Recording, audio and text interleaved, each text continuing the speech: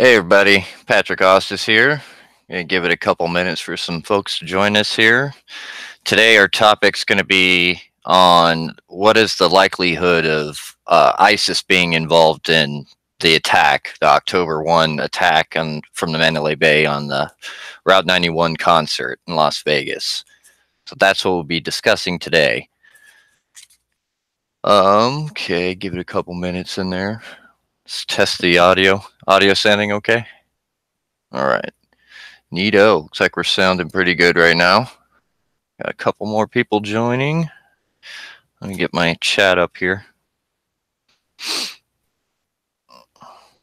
All right. Okay, so I'm gonna go a little bit into where did this all get started at? Where did this whole theory, the whole idea that ISIS was behind this terrorist attack? Well, I mean, it's not very hard to think that maybe ISIS would do something like this. They've done plenty of things like this in other European nations, so why not here? But what specific evidence is there to tie Paddock to this? Now, that's the real question. Well, what really started developing the idea about these ISIS attacks and things like that had to do with videos and threats that had come out that ISIS had sent out that were directed against Las Vegas itself. And here I'm going to share with you one of those videos that came out before the Las Vegas attack occurred.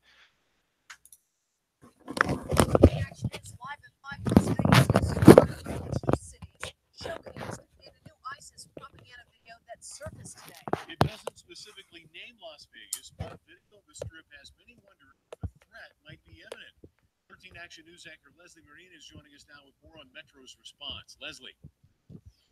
Steve, Trisha, the clip of Las Vegas only lasts a few seconds, but it's already gained national attention.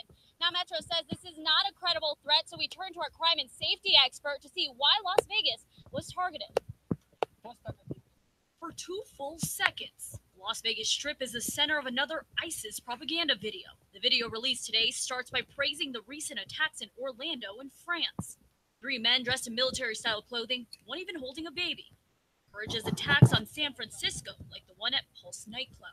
While the video never directly threatens Las Vegas, it's this shot here, the Bellagio overpass, that has gained attention. Could someone have shot it here for this particular video? I mean, it's possible, but that looked to me like stock footage. 13 Action News sat down with crime and safety expert Randy Sutton. He's dealt with these videos before and says, while it's made to evoke fear in people, the city shouldn't buy into it. I can tell you that without a doubt, the Joint Terrorism Task Force is working overtime to try and analyze this video and determine if there truly is a true threat. 13 Action News also reached out to Metro, who said they were investigating the clip. People on the strip say they're not worried. I don't think there's any reason to get all up alarmed about it, but I feel like we're fine. If you take note of it, you'd never do anything. You'd never go outside your front door. So you have to just live your life and hope you're not in the wrong place at the wrong time. Despite no threats being made, Sutton says it's important for people to speak up. Keep our city safe. Very few of these happen in vacuum. That is, that someone has knowledge. So if you see something, say something. Now, this isn't the first time Las Vegas has been in an ISIS video. At 6, what other threats were made to the city by the terrorist group, and what Metro says they'll be doing for the 4th of July weekend to keep people safe. Reporting live. Okay, so you can see that's a video that was done before the massacre. So it was in the law enforcement's mind that ISIS might pull something like this. Well, that within itself is not evidence suggesting that Paddock flipped somehow to the dark side and joined ISIS. That's simply not enough evidence. Oh, how's it going, Angelica? I saw you there in the chat. So that's not definitive evidence, but I want to show you something else. And again, I just put this out on my my Las Vegas Massacre video archive channel, and I want you to listen to this. Now, this is a video that came out a couple days after the Las Vegas shooting. I'll tell you exactly when it came out. It came out on October 6, 2017. Now, it's going to sound the way, and you got to remember, this video is talking about an FBI case that they just released the information on, where supposedly the FBI had thwarted an ISIS-inspired attack. What's interesting about this is it's basically a carbon copy of what you would think happened out of the Las Vegas Massacre, as far as having Philippine ISIS connections and things like that. So just take a listen to this and let me know what you think. This is a Fox News alert out there in Washington. 3 men are under arrest for plotting to carry out ISIS-inspired terrorist attacks in New York City in the summer of 2016, including a plan to detonate bombs and shoot people at concert venues. The details were made public today at the Department of Justice. A Canadian man, a U.S. citizen based in Pakistan, and a Philippine citizen are all charged in the case. Chief Washington correspondent James Rosen joins me now with some eerie details in this case. Good evening, James. Yes, good evening, Brett. And this is all breaking just in the last few minutes. Federal authorities are describing this as an international plot that was thwarted by law enforcement officers, including an undercover FBI agent who convinced the alleged plotters he was an ISIS supporter, prepared to help carry out the planned attacks. One of the targets was said to be Times Square, as it has been before. The purported plot included plans to detonate explosives there. One of the plotters allegedly told this undercover agent, quote, "We seriously need a car bomb at Times Square. Look at these crowds of people." The plotters also allegedly trained their sights on the New York City subway system, purportedly obtaining maps of the system for that purpose. These charges were unsealed just now by federal authorities. One of the suspects, Abdul Rahman El Banasawi, a Canadian citizen, purchased bomb-making materials for use in the attacks and was arrested after traveling to the United States from Canada in preparation for carrying out the attacks back in May 2016. He has entered a guilty plea to terrorism offenses and is awaiting sentencing. The others charged include Talha Haroon, a U.S. citizen based in Pakistan. That's where he was arrested and is awaiting extradition to the United States. The third man charged is Russell Salik, a citizen of the Philippines, from which country he allegedly wired money to bankroll the attacks.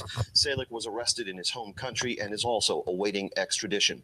The one individual who is known to be cooperating with authorities at this point, El Banasawi, outlined a plan to target music concerts, emailing at one point that he wanted to, quote, "shoot up concerts because they kill a lot of people. We just walk in with guns in our hands. That's how the Paris guys did it," he added. Elsewhere, he told the undercover officer he wanted to create the next 9/11. All this after he and Haroon, the U.S. citizen in Pakistan, purportedly declared their allegiance to ISIS, Brett, in electronic communications. I mean, it's quite a read when they released the details of this. It's interesting on a Friday afternoon from the Justice Department to have this out. We're obviously in the middle of an investigation in Las Vegas where they have not determined a motive. They say they don't have any evidence or ties to ISIS, and yet, you know, this type of attack, it appears, was being planned or tried to be planned by these guys. Now, we have seen ISIS claim credit for attacks with which it had nothing to do, where it didn't centrally direct anything in the past. But here, ISIS has claimed credit for the Las Vegas attack. And if there were some connection between Stephen Paddock and ISIS, it would appear that the cases, the charges that were just unsealed in this case on a Friday evening would provide a kind of an antecedent for this kind of attack, where ISIS was in communications with at least one of these three plotters who expressed an interest in shooting up concerts. Yeah, we'll follow this. James, thank you. All right, everybody. Sorry about that. I saw CL that the volume was low on that. I'm sorry about that. Basically, I have to kind of bend my microphone to try to get the audio on that. So I'll put that video that we just saw out on my Las Vegas Massacre video archive channel, just in case you weren't able to hear it. But what was interesting out of that whole story to me was the fact that they're basically saying that the exact same scenario where this wannabe jihadist somehow got, you know, in contact with the FBI, and these jihadi wannabes had connections to the Philippines. We all know that Paddock's girlfriend, Mary Lou Danley, was Filipino, and obviously she had connections to the island. Now, it doesn't mean she had connections to the violent ISIS groups, like the ones that took over Marawi and things like that. That doesn't mean for sure that she has those type of connections, but it's an avenue to look at. Now, where the big stuff that started happening, where people really started pointing the finger at ISIS, at least for what I noticed through watching the videos that were coming out, was when Alex Jones and InfoWars started saying that, oh, they have sources within the hostage rescue team of the FBI and this and that, and they say that Paddock, that the American intelligence, the FBI, has a video of Paddock running around saying his name is something Abu whatever Americi, and that he's proclaiming his love of ISIS or his loyalty to ISIS or whatever. Similar crap that what you saw with the Orlando shooting with that scumbag down there who murdered all those innocent people in the Pulse nightclub. So basically, you know, and this is Alex Jones putting this out on his station. And of course, I haven't seen any video or any stills or any evidence showing Paddock claiming allegiance to ISIS or nothing like that. So this, you know, I guess it really comes down to, do you trust Alex Jones or not? I mean, I'm not willing to throw in, I'm not putting my name on the on the line of saying, oh yeah, he's definitely a jihadi and he was definitely funded by ISIS. And, you know, of course, everybody makes a big deal about ISIS claiming responsibility for this attack. Well, I mean, that's not really surprising.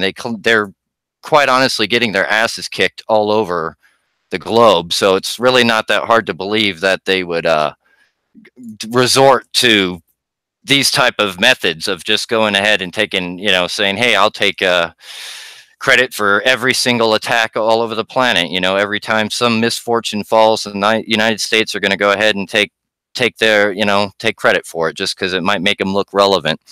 You know, it could easily be something like that. So I don't put a whole lot of stock in the fact that ISIS says they did it. So they made up a name for the guy and said this. But there is a lot of evidence that, you know, that has come out in the FIT report and other things that I think points to the fact that this was a bigger plot. This wasn't a plot meant for one person. And I'll give you a couple of reasons why I think that. You know, look at what Paddock had in the room. Okay, he had 23 long guns in that room with him, and then a pistol, which he allegedly used to kill himself. 23 long guns, and many of these are AR-10s or AR-15 type rifles. The only difference between both those platforms being the type of bullets that fire. The AR-15 fires to .223, whereas AR-10 fires a bigger bullet to .308. So, but mechanically and functionality, how they function are basically the same. Many of these weapons were exactly similar, though. Many of the AR-15s were very similar with 4 grips and the same setup and everything like that. Now, think about the logistics of moving all this crap up to that room.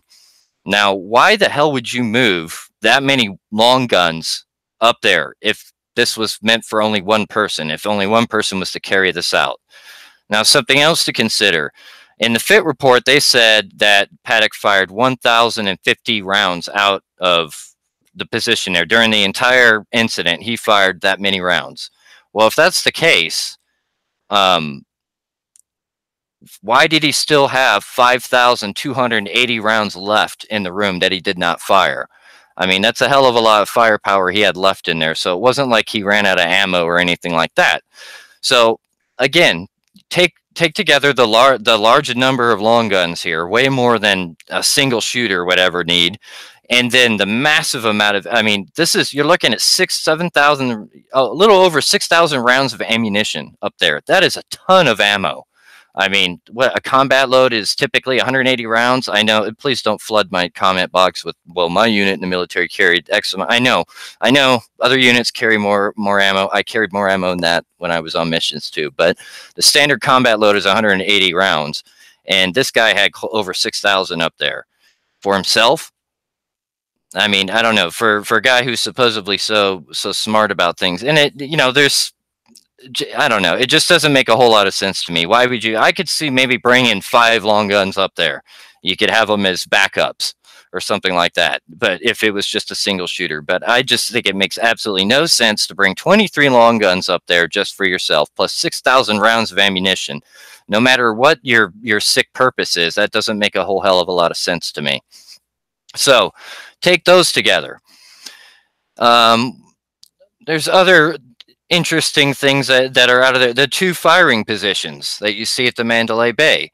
Not one, two. They actually had two positions up there, as if he was expecting another shooter to be up there. So if that's the case, let's say there was supposed to be two shooters up there at a bare minimum. Let's say there was a team involved or something like that. Why did it end up being just Paddock in there? Why, when the police finally got in there, all they found was dead Paddock on the floor? I'd ask you, what do you think? CL just commented here, when I noticed in the hotel cams with Paddock, you do not see any people dressed for this country festival. Busiest weekend and not a one. That's interesting. Not one country fan is what CL's saying.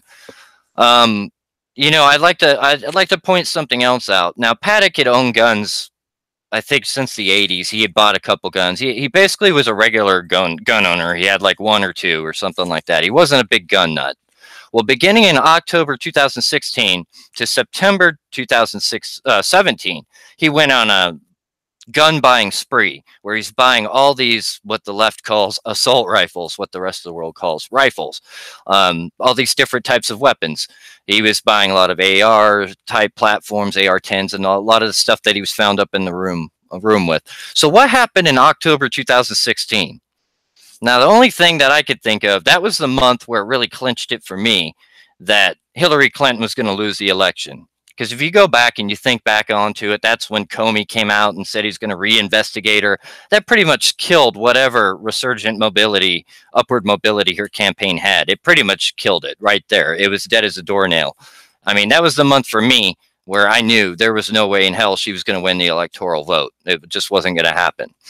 So maybe he came to the same conclusion. Maybe, I'm just throwing this out there as a possible hypothesis. Maybe he knew that. Maybe he hated Trump so much.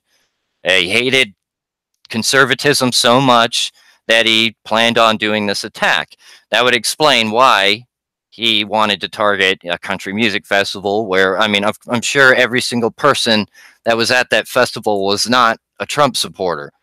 But, you know, a lot of, traditionally speaking, usually people that like country music are more conservative types. So maybe that's what he thought.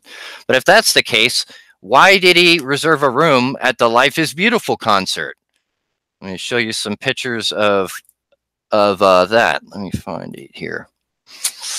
The Life is Beautiful concert was, he had, here you go. This is a concert that was up, that he reserved rooms for prior to the massacre at the Route 91 Harvest Festival.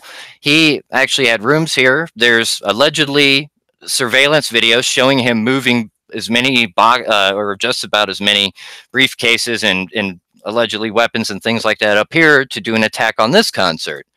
Now, my understanding is this concert was more of a rap concert, hip-hop type stuff, but it shows, and you can see how the setup was there. It was just down the road from where the attack ended up taking place.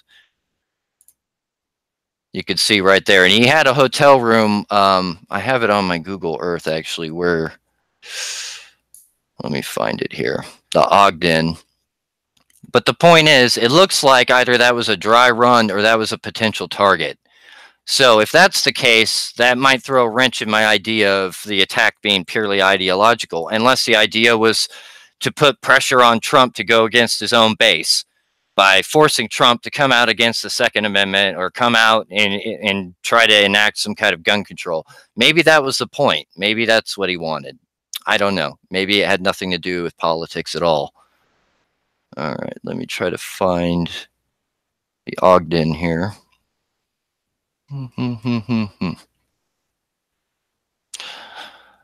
But there's no, these are just possible hypotheses I'm throwing out there. I'm not suggesting that this is the only possible explanation. I'm just saying these are things that we have to look at.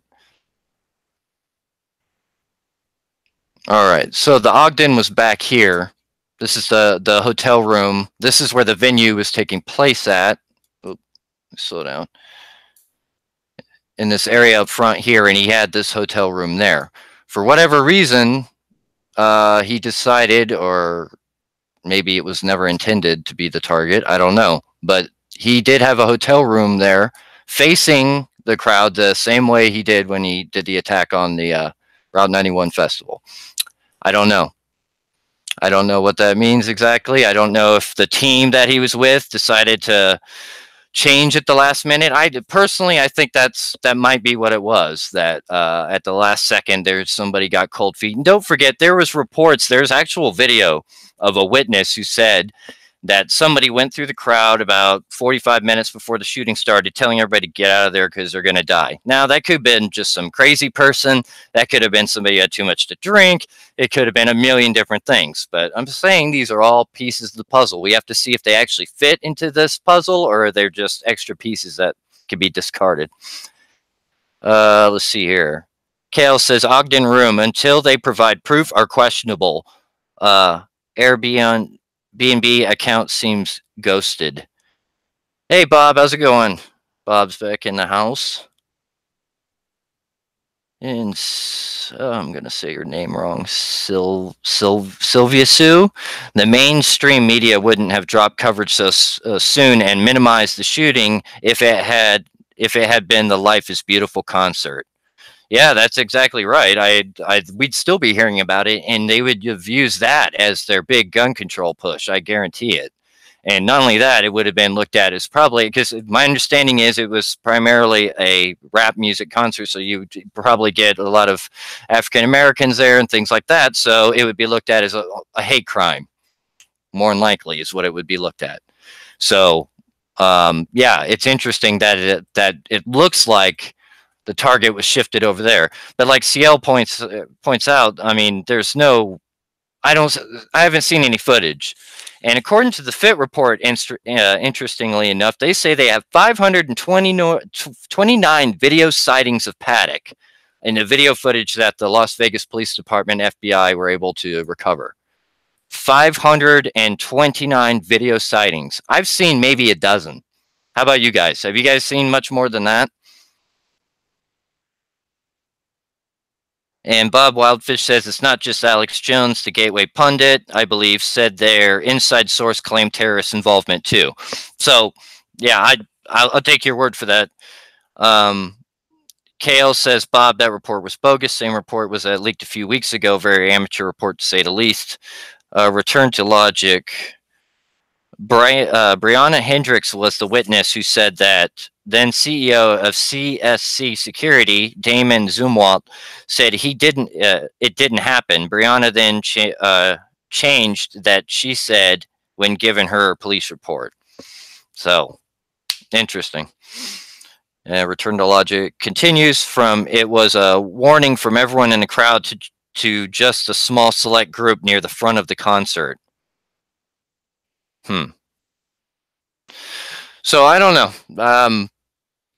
But I can tell you that with 529 video sightings of Paddock, I want to see them because, like I said, out of the video footage that I've been able to recover that they released, I've seen maybe a dozen sightings. You know, him sitting there in a sushi restaurant watching LeBron James and wandering around talking to the baggage guys.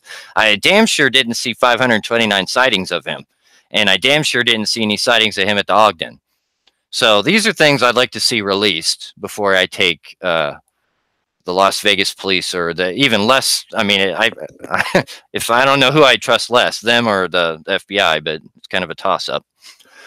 But I have no idea of the validity of that. I just know how it looks. It looks very unusual to me that the guy would have done a setup on the Ogden and then turned right around and ended up attacking this. Was there a political motive to this, or was it all about a body count? I don't know what everybody thinks about that. But like I said, the whole ISIS thing basically boils down to what you want to believe at this point, because there's no hard evidence pointing out much of anything definitive anyway. I mean, you would think, okay, if the guy claimed allegiance to ISIS, wouldn't he have made some kind of video or something? I know not all of them do that, but they do those pre-martyrdom videos or whatever. And then ISIS keeps them and posts them after they're dead. I mean, I haven't seen Paddock doing anything like that. I'm sure ISIS, it's not against their ethical code to release video of that type, so I don't know why the hell they would hold it back. So I don't know. There's a lot of different issues. Let me look through my notes here. See what other stuff I've noticed here. One thing, I'm just throwing this out there, and this kind of like fits my philosophy of thinking maybe Paddock, for whatever reason, was kind of rushed into starting the shooting. I don't know exactly why, but I mean, he was becoming a pretty avid gunman in the last year or so before his death. He went out shooting a lot to a shooting range. As a matter of fact, while he was staying at the Mandalay Bay, he went up to a shooting range to test fire a 308 that he had purchased, or a .308 that he had purchased. So he knew weapons. He was beginning to understand weapons and how they functioned and things like that. So I'm sure he knew about the necessity of having earplugs when you're firing firearms, and when you're firing a weapon inside of a room, it's even worse because the sound vibrates in there. One thing I thought was kind of interesting about the autopsy report for Paddock is he had a bunch of tissue shoved in his ears. Yeah, he didn't have earplugs. I don't know, just seemed weird. You got a guy that's like so rich and all this and that, and he makes a snorkel device that as a gas mask that wouldn't do anything against tear gas, really, since tear gas affects your eyes and your nose, and it just didn't. It was dumb. It's not going to work. And then instead of buying 25-cent pair of earplugs, he shoves tissues in his ear. I don't know, just weird little things about Paddock. It makes me wonder if the planning for this big thing wasn't actually left to somebody else. Just a possibility. All right, I'm looking at what you guys are writing here.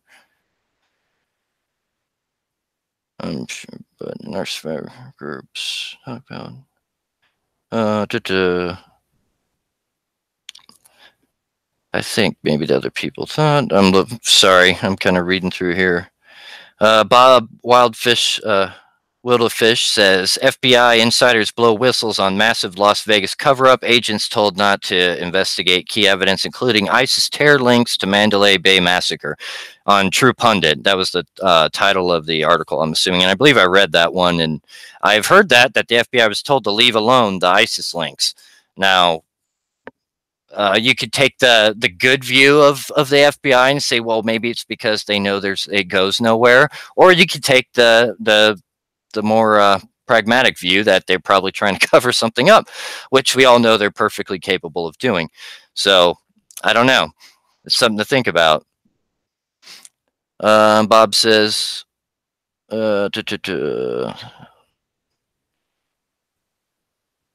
see, and Angelica says 3 of everything, yet no ear protection. Yeah, I know. I just thought it was weird.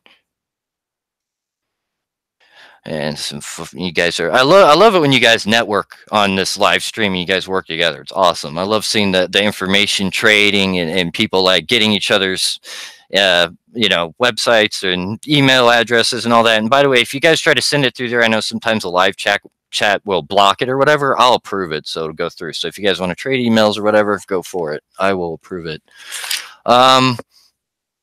So I don't know if I'd like to get a poll here of everybody. How many of you think it was just Paddock in here? Can you respond to the live chat? How many of you think it was only Paddock? Just type in single man or conspiracy. That'll tell me if it was what you think it is. I'm just curious what your guys' opinion are. With the evidence we have now, what is your guys' opinion? Let's see here. Yeah, Bob says, who needs ear protection when you have tissue? Kale says, it's not just Paddock, no way. CL says, nope, more. Sylvia Sue, I know I'm saying your name wrong, I'm sure, I'm sorry. It says it's a conspiracy. Angelica says conspiracy, multiple shooters. So we don't have one person in here that thinks it was just Paddock, as far as I can tell. And to be honest, I don't bump into too many people online on Twitter or anything that believe it was just Paddock either. That's pretty interesting. I mean, they have really botched this one, that's for sure. If it is a cover-up, they did a horrible job, or that we've just got way too many red-pilled people nowadays. That's why they try to kill the internet so bad, is because we're able to get this information out. I mean, can you imagine if this stuff would have been out when the JFK assassination was on? Oh, I bet you history would have been a lot different. And Bob says it was a conspiracy. Return to Logic says leaning towards multiple shooters. So everybody here thus far agrees that it's a conspiracy. I mean, in a lot of the videos, especially any of the officers that were right there, the body cam footage that has been released, if you look at it, it really does sound like there's a bunch of single shots intermingled with the fully automatic shots, especially if you listen to the video where those officers are pinned down at the squad car. You can hear it really well, those single shots coming in there and all that. Now, I mean, there's a lot of issues going on there with ricochets and stuff like that, but just the way I heard it, it really sounded to me like they had a shooter in the Luxor. And plus, I put that video on my channel of that just released body cam where those officers they're putting people outside. I put it on my Patrick Hostis YouTube channel. And another officer, they basically take a minute to kind of chill out and talk to each other. One officer says, you know, this guy back there said the shooter was on the roof of the Mandalay Bay. And this other officer says, yeah, I know, but there was a shooter out here also. And he points out towards the Luxor, towards this area where my mouse is right now, out in this area, almost in the concert area in the crowd. It was the area he was pointing at. And he goes, it was too loud for it to have been coming from Mandalay Bay, he said. He said it was around here. So I thought that was interesting enough that I posted that on my channel. Take it for what it's worth, but that police officer seemed to think the shooting was happening somewhere in this area here, which is quite, I mean, it's pretty hard to get it off that far. I mean, he also didn't say there wasn't a shooter up there. He just made it sound like there were multiple shooters, and his assumption was the one was over here. And you have to listen with headphones, and it's really brief, and I am inferring a little bit in what he was saying. So I suggest everybody go in there and listen to it yourself. So don't take my word for it. I really want you guys to read it and get your own opinion of what you think that means. All right, let me read what you guys got going on. Pro Tool says tissue in the ears is a big red flag. I mean, I don't know. It just says to me like last minute. You know, I mean, you don't go out and buy a $12 gas mask. You're a millionaire, but you don't do that. You don't buy the 25-cent earplugs. You use tissue, and you take you waste the time to buy a snorkel device and a fan, and then concoct some stupid thing. I mean, it just didn't make much sense to me. Why? I don't know. I can actually I show you the fit report or the pictures of that stupid thing. Where is that lovely snorkel device? Actually, I might have it somewhere else. Oh, here we go. So, yeah, his little snorkel thing. That's cute. I mean, it just, I don't know. It just, to me, it screams poor planning, and it screams last minute. But maybe that's just the soldier in me talking. I don't know. All right, let me see what we got going on here. Bob says, there are two suspicious characters caught changing their clothes. One changed out of black fatigues carrying a duffel bag coming from the shooting area. Bob, are you talking about that dude I caught on camera, the camo guy? CL says, the sounds do not add up from within the venue. The first shots did not sound from way up in Mandalay Bay. The ping noises from hitting never stopped from my location. Bob says, the other guy had a black shirt at least and was spotted with a rifle. And Angelica Gretchen says Bob is right. Bob says the police scanner also reports a guy with a black shirt and a gun shooting up casinos, causing pandemonium. Bob says it makes you wonder if there might have been mercs or something, if they might have been mercs or something. Angelica Gretchen says screams gas the patsy. Bob says one of the guys in the is the RV guy. Yes, you did publish a video about him. Yeah, that one dude that came wandering out. I mean, there's open question, was that guy involved? You know, being that we have basically no information about it rather than what was put over the radio and what we've seen in the court-ordered release body cam footage.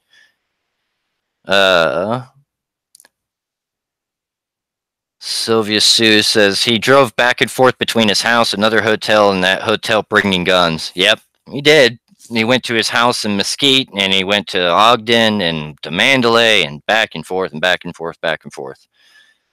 Bob says the old guy who changed out of black fatigues that got arrested. That's the dude on the video, I believe, that I posted up on there. So I don't know. And when you just look at some of these pictures here that were released, I don't know. Does it scream out to you one shooter? Look at all these weapons in here. Look at that. I just put these two chairs together to make a little arms cache there. He's got his laptop set up here so he can watch the video, or somebody else could watch. I don't know. It just seems weird because according to the FIT report, he had a shooting position here and then one in the other room. That just seems like a really good setup if you had more than one shooter to me. All right, let me see what you guys are saying. Pro Tools Fam says, what about insert video of shooting out the window? There's some video that shows what could be muzzle flashes out of there. There's also that strobe light that's on the 4th floor, which causes a lot of confusion, so I don't know which is which there. Bob says, as far as I can tell, the other guy got away. Caddy in 911 call number 870 is who called in the other guy changing clothes that had a rifle. So that was call number. All right, I'm going to look into that one.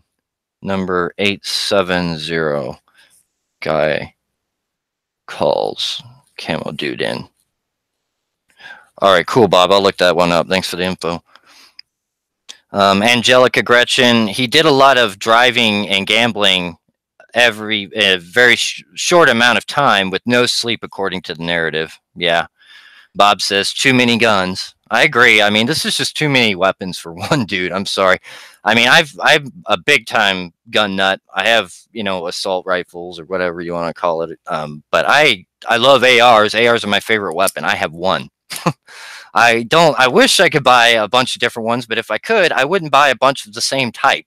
I would probably buy shorter barrel ones, you know, maybe an AR pistol or something for home defense, but I wouldn't buy a bunch of the same kind like this. Do you know who does buy a bunch of the same type of weapons? Gun dealers. Just throwing that out there. Usually illegal arms deals, they go a lot like that. You buy, you know, say 100 M16s, this model, whatever, 16-inch barrel. Boom. That's how you get it. So anyway, I just found that, I find that a little ironic. Paul Revere says, the hard drive, where is it? Windows weren't broken till later after Paddock was dead, is what Paul says. KL, the evidence we have must given clearly states there were multiple shooters. Clearly. I agree. Bob, Patrick, if you want to kill as many as people as possible and you have all the money in the world, how many guns would you bring? 3, 5, 10, 23?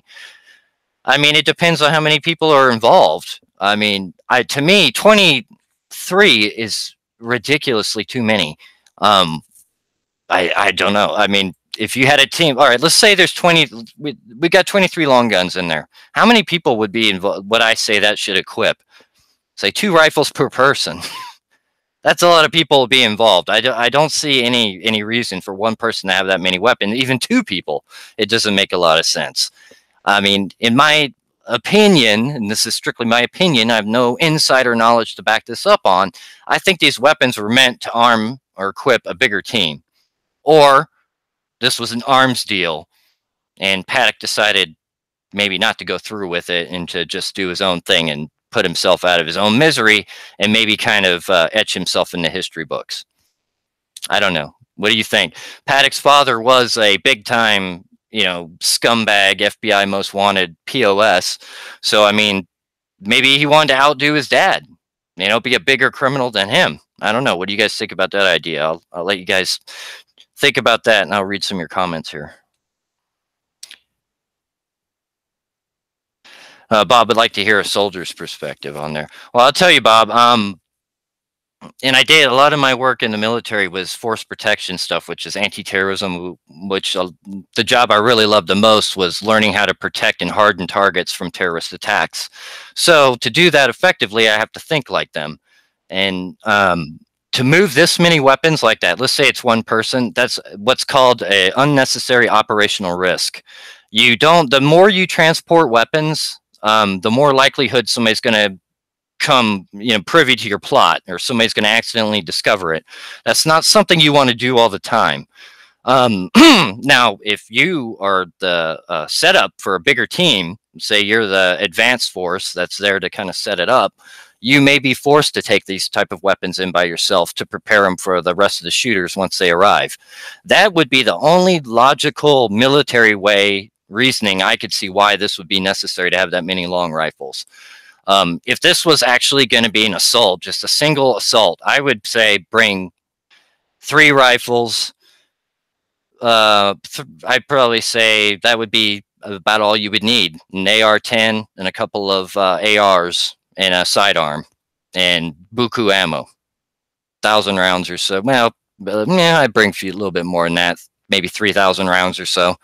You know, because I mean, eventually, I mean, I hate to be a jerk about it. I'm just explaining it logically.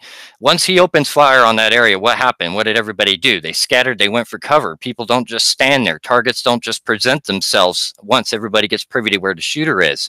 So once he fires off those initial fuselage, that initial 1,000 rounds, there's not going to be very many targets left for him to attack openly. He can shoot at, you know, area targets and vehicles and things like that, but he's not going to have the easy soft target that he had at the beginning of the concert. Then it's going to be more of having to fight the police and go out in a blaze of glory or whatever.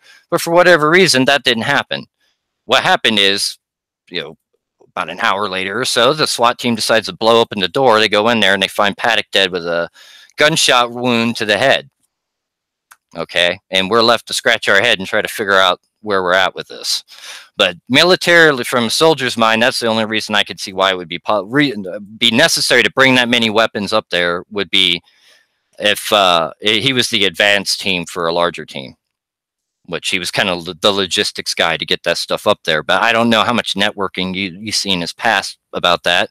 I don't know, because the FBI has slammed doors shut on all that, and there's not a lot of information available about Paddock. However, we take what we do know about Paddock. He was involved with Lockheed Martin. He did work, you know, with a lot of government agencies. He sold his plane to a intelligence contractor. I mean, he did have connections to the government. I mean, I don't think we can discount the possibility that maybe this wasn't just a coordinated attack. Maybe he had 23 long guns up there because this was an arms deal, some kind of Fast and Furious thing that went completely wrong.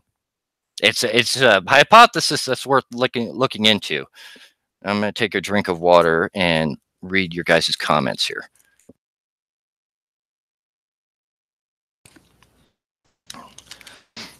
And Angelica Gretchen says, yet no damage to the curtains. Yeah, that's worth pointing out. Sylvia Sue says, reminds me of the shows where someone is giving instructions on the phone, go here, then go to the phone booth and somewhere else. Oh, that's interesting. Yeah, like that movie Cellular or whatever. Really old movie, if anybody ever saw that. The guy's basically being told to do this and that. Someone giving Paddock orders, or he was hearing voices. Yeah, I mean, he could have been nuts. That's I certainly wouldn't say that's out of the realm of possibility. Bob says, gun sales seem like a very real possibility, especially given his suspicious emails to self. And you know what else? It would really explain why the FBI slapped the lid on this really freaking quick. If they were implicated in this somehow with some weird arms sale garbage that went bad on them, they would behave exactly the way they have behaved. They probably took old Lombardo aside and basically explained if he didn't want to end up with no career, or, you know, something even worse probably happening to him, he better play ball and clam up. And that's why I believe you see a much more combative Lombardo after the FBI stepped in. But why would the FBI want to slam shit? I mean, some have suggested they were pissed because some pictures were released, which were leaked out of the Las Vegas Police Department. I mean, there might be some validity to that, but I wouldn't give up the hypothesis that they're trying to cover the tracks for something they had involvement in. It's something worth looking into. Paul Revere says, I think another event in a long line of events to take our guns and repeal the Second Amendment. This is a big gun grab. It's a possibility. Very possible. I mean, you look at the way they tried to capitalize on Parkland and all these other tragedies. Every time something like this happens, the second I heard about this happening in Las Vegas, that was the first thing my mind went to. My mind immediately went to, this is going to be a nightmare. This is going to be clamp down on assault rifles, clamp down on this. We need to do this. You know, Feinstein out there every 10 minutes. You know, sleazy Schumer out there every 5 seconds, telling how every legal gun owner is some kind of terrorist. I really figured that was going to happen, but it didn't happen that way. Now, why? You know, in the first couple days right after the shooting, it did. You did see a lot of the same old swamp creatures like Hillary Clinton coming out all for gun control. But then all of a sudden, if you watch, it coincides with the FBI taking over the investigation. Boom. All of a sudden, all at once, silence. No more gun control talk. Not about out of this. There was gun control talk, but not about the Las Vegas event. No, it was Parkland or whatever else other tragedy that they wanted to capitalize on. That's what it was. And Bob asked if it was just me, how many guns? Yeah, I would say about 3. 3 is about as many as 3 plus a sidearm. 3 rifles and a sidearm is what I would say. But if you're equipping an entire team, that's way different. But you know what really turns me off of the idea that he was a logistics guy trying to, you know, set up, be the advanced force of this team. It's the fact that some of these damn weapons didn't even have optics on them. I can't get past that. Some of them didn't even have rear sights. And now, do you know where you typically buy weapons like that? In bulk illegal gun sales. You buy guns like that, usually. I just want to point that out. Ricky Ricardo, how are they examining the brain of Paddock when he shot himself in the mouth? Somebody on the live chat might be able to answer that a little bit better than I can. I don't know much on that. I haven't looked into that much. I believe they did the autopsy. They held it up for a long time, and they released out of it whatever they wanted to. Last I heard is they say he didn't have any any brain abnormalities or whatever. I don't know how you could tell that with a bullet through whatever. I don't know. So if somebody on the stream might want to answer that for Ricky. They might know better than I do. Bob says, thank you very much for your analysis. This really is your domain of expertise. Thanks a lot, Bob. I appreciate it, man. Paul Revere says there cannot be a new world order without taking the guns from Americans. That is the big obstacle. Once that is done, probably after a few more generations, 30 years, then the world can be dominated. Oh, I agree. I mean, the Second Amendment, what is the Second Amendment? It's a dagger pointed at the heart of tyranny. It's the one obstacle that the elites can't get over. You know, an armed populace is a problem.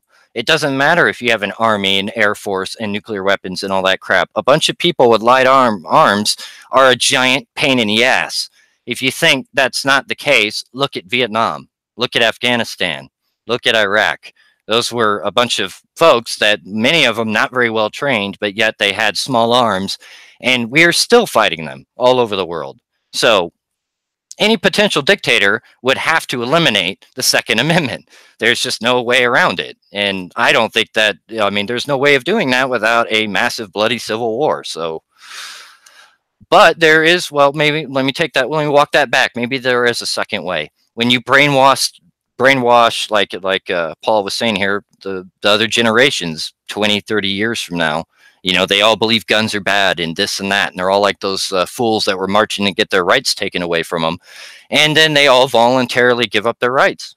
That's possible. I mean, the government schools have been churning out brainwashed people, you know, not capable of critical thought for decades now. So is it really, you know, such a hard belief that they would one day say, you know what, this outdated relic of the 18th century we don't need anymore, and they get rid of it, and then that's the end of it.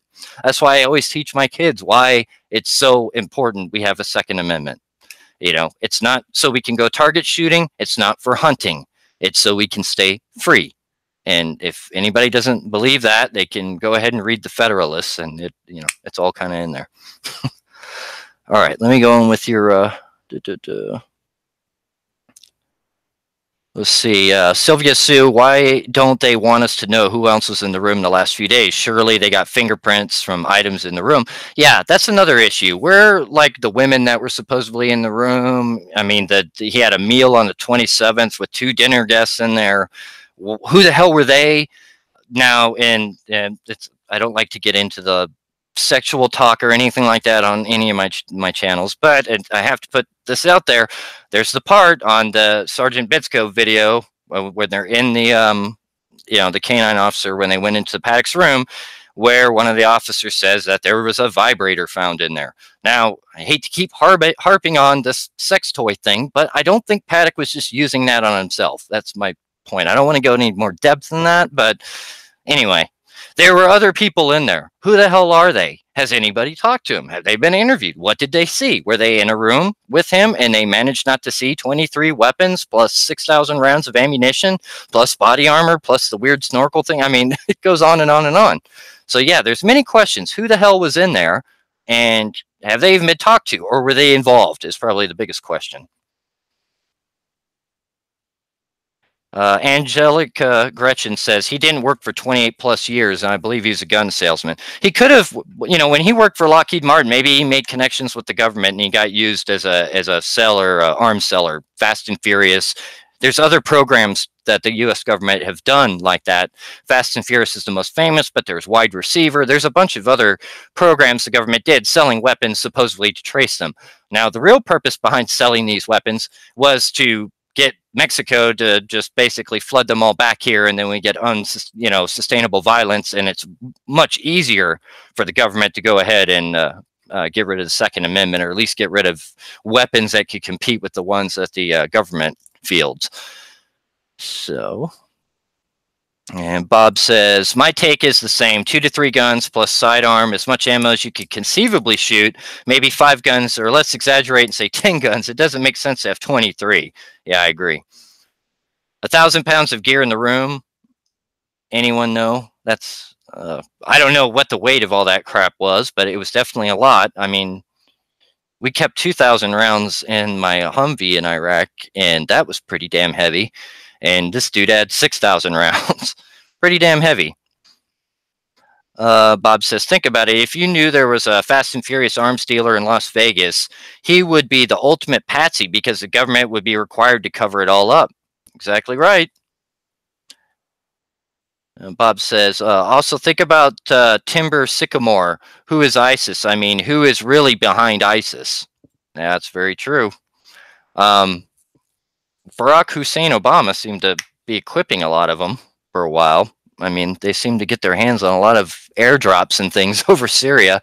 I got some video on that, by the way. I should put out on my channel on a separate subject. Bob says, the fact that gun control narrative shut down overnight, I agree. That's crazy suspicious. I mean, there's no reason for them to shut it down. They don't do that. They keep talking. Look at Parkland. That crap went on for months. It's still going on. I still hear about it. So yeah, I don't see why all of a sudden, right when like I said, it's timed right when the FBI took over. Sylvia Sue says, soon after the shooting, they caught a guy with similar guns, only with the numbers filed off. Within the realm of possibility that he met with Paddock, but no direct proof. Bob says, that was Tennessee man stopped with 900 rounds of ammo, automatic weapons in car. Sylvia Sue, I forgot which state, but he was driving and they caught him with several guns, so similar to Paddock that I wouldn't be surprised there was a connection. Bob says the Second Amendment is only for hunting tyrants. Yeah, pretty much. That's what the founders said it was for. Dustin says, what do you think happened, Patrick, in your opinion, that is? My personal opinion is, at this point, with all the available evidence that I've looked at, I've seen, I think he was involved in illegal gun dealing. I think the federal government was doing it. I don't know what the purpose of the selling of the weapons right here was, but I believe the ultimate aim of this, I believe it was an FBI-run operation, and I believe the purpose of it was to somehow inevitably put Donald Trump on a collision course with his own base, the own people that the people that had elected him. Now, I don't know if they were planning on selling these weapons and trying to get them in the hands of gangbangers or whatever in some way, or to just make the border completely crazy to where the violence spills over into some of the United States border towns on the Mexican-U.S. border. And then that could be the excuse to force Trump's hand to go against the Second Amendment. I don't know. But I do believe he was in one form or another employed by the FBI or the federal government, some federal intelligence agency. My money's on the FBI, to sell weapons to people. Now, what happened? I don't know. Maybe maybe he become depressed lately, over whatever reason. One thing I found weird is he paid off all his debts prior to doing the shooting. And like a lot of people have pointed out, and I don't know how much I agree with this, but apparently a lot of Islamic terrorists do that right before they die. They pay off all their debts. Otherwise they don't get into heaven. And so they pay off their debts before they go blow up a disco or pizzeria or whatever. So I don't know that, I don't think there's any Islamic connection there or anything. I think he simply just wanted to pay off his debts so they wouldn't go after. Maybe he thought they were going to bill his brother next to Canada. I don't know. I have no idea why he did these certain things. I don't really believe the ISIS connection that much. Maybe there was a loose affiliation somehow. I don't know. I don't know. Maybe. But I don't see them as being the ones that drove this. I think that Paddock, for whatever reason, had come to the end of the line. He decided he didn't want to go on any further, but he wanted to go out and do a great deal of harm on his way out. And I don't know if the feds, I suspect the feds weren't involved really wanting him to do what he did, but he went and did it. And then the FBI and all the rest had to go into cleanup mode and try to pretend that this was a lone wolf nut. Unfortunately, there wasn't a big online presence for Paddock, so they didn't have like a bunch of right-wing ravings or something that they could say, oh, see, look, he was a nut. So they really kind of don't know what to do. And I think while they were trying to figure this all out, they started getting sued by news agencies to release footage, and a judge has forced their hand to release footage. Now, footage is out there, and people are watching it, and people are seeing inconsistencies with their story, and they're seeing that there's more to this than what they told us. Now, they're really panicking. Now they really don't know what to do. And I think that's a big part of why, let me turn off my email so we don't hear that annoying sound anymore. I think that's a big part on why there's been basically a black hole put over this. They don't want, I mean, we all know that the FBI and all the rest of them, CIA, they're all in cahoots with the mainstream media. That's just obvious. Everybody knows that. So it's really not that hard to believe that they're basically telling them to pull the plug on the story, and they're doing it. The only people that really continue to talk about Las Vegas, aside from independent YouTubers like us and me and other folks, is like InfoWars, Tucker Carlson now and again, and that's about it. Rather than that, it's forgotten. The biggest mass shooting in America's history is forgotten. All the possible connections, all the evidence that hasn't been sifted through, all the 529 appearances that allegedly video sightings of Paddock that were talked about in the FIT report. We haven't seen that. We haven't seen anything on that. We're just supposed to take their word for it. And like we all can agree, their word doesn't make sense.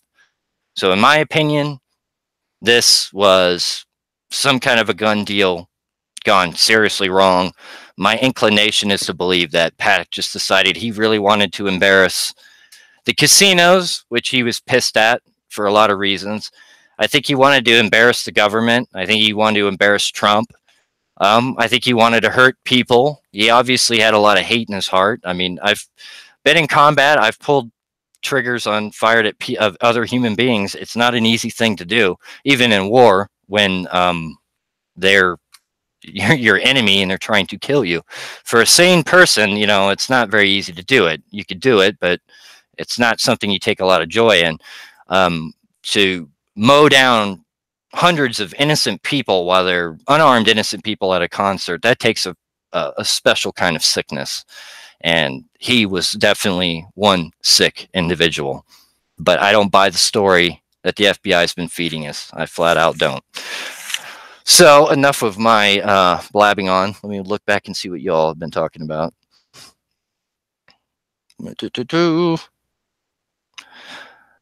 CL says, I'm no expert, by the way, but don't most sex toys use batteries? I think it was just a massager. I don't know, CL. Honestly, it's not my area of expertise. I'll be totally honest. I just thought it was, I'll never forget listening to that, body cam footage and headphones and hearing the guy say, "Oh, yeah, it's a dildo," and then or it's a vibrator, and then the guy's like, "What?" He's like, "Yeah, it's a vibrator." I don't know, but I don't know. To be honest with you, the different takes and models, I'm not very up on. I'm sorry. So, KL says, "I believe there was a plan to expose the risk of a high-rise shooter." Interesting. Sylvia Sue, one of Paddock's brothers is in the Air Force, so together with Stevens' connections is strange. I didn't know one of his brothers in the Air Force. It's interesting. Angelica Gretchen, I think the guys buying the guns found out that Paddock was in bed with the FBI and they decided to flip the scenario and take advantage of it and shoot up Vegas. Now that's interesting. So your idea is like maybe they got into the room, popped Paddock and said, "Okay, asshole," and basically started shooting up everything to make the FBI look really bad. And why not? Bob says, if we take the CIA ISIS connection seriously, Timber Sycamore, I think it's possible to say they did a false flag under ISIS foot soldiers. I don't know how Paddock fits in, if at all. And Angelica Gretchen says she agrees with Bob and Fish.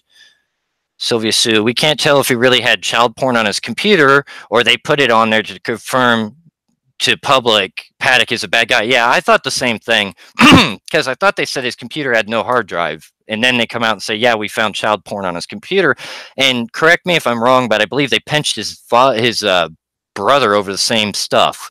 They said that he had child porn also. So I think that's a pretty common thing the FBI likes to do is say that whoever they're pissed at or want to demonize has child porn on there. So yeah, interesting point. Kale says Paddock was the perfect recipe. He is. I'm not sure what they worried about anything at all. Releases included. There is no accountability here. No, definitely isn't. Bob says he agrees with Sylvia Sue. As soon as they mentioned the child porn, I thought that old chestnut. Come on. There's his brother gets off without charges. Did he cooperate?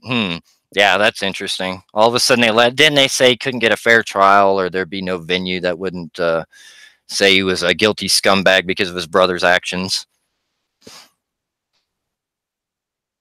Ricky Ricardo, coincidence that almost all the parties involved are in California. Most victims, the feds, Paddock's ex-wife, his businesses, all seen in pictures at nightclubs with Mary Lou and ex-Cali Senator Leland Yee.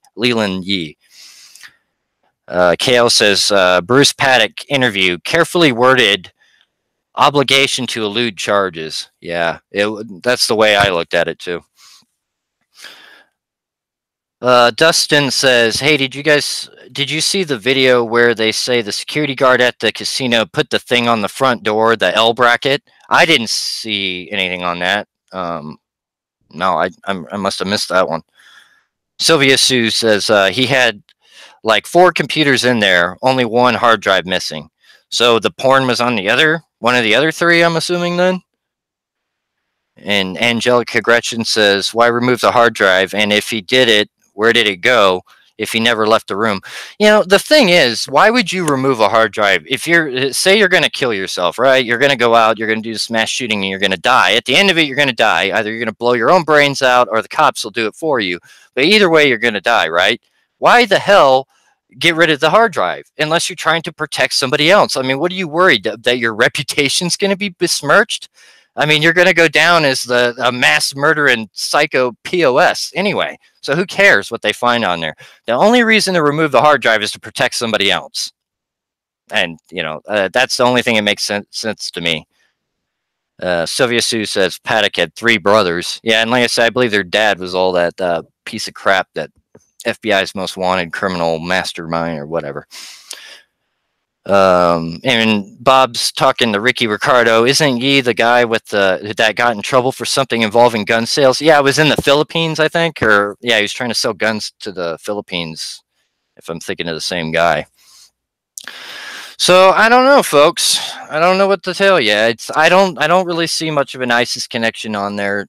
At least anything definitive I can point on. I know there's been reports of it, from Alex Jones and from others that there are people on the investigative team supposedly leaking information saying that he was involved, but I don't have that evidence, and I definitely don't have anything conclusive enough to say that. But what I think I do have enough evidence to kind of say is I think that there is a conspiracy afoot here.